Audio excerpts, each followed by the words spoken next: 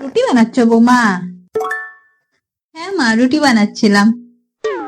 এ মা, এই কি, তুমি সব রুটি গোল বানিয়ে ফেললে?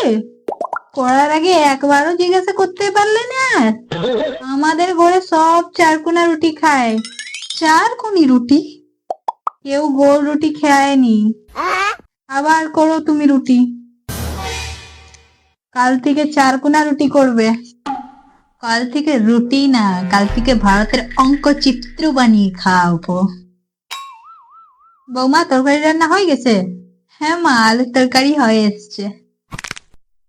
এ মা, তুমি আলুর তরকারি আলু দিয়ে দিয়েছো? আমাদের ঘরে আলুর তরকারি বেগুন দেওয়া হয়। আলুর তরকারি বেগুন? আবার বানাও। এবারে বেগুন দিবে আলুর জায়গায়। কাল থেকে বেগুনের জায়গায় আলুর জায়গায় বিষ মিশিয়ে দিয়ে দেবো। বৌমা, শাড়ি পরে আসবে। হ্যাঁ গো মা, আমি শাড়ি পরেই বেরাচ্ছি। কি, শাড়ি পরে আসছো? না না না না, শাড়ি পরে আসতে হবে না, আজকের দিনে শাড়ি পরতে নেই, চুড়িদার পরে এসো। তুমি চেঞ্জ করে এসো, শাড়ি পরতে হবে নি তোমার। এই শাড়িটা দিয়ে না বুড়ির কোনদিন আমি গলায় দাবিয়ে দেবো। শাড়ি পরা শেখাচ্ছে আমাকে।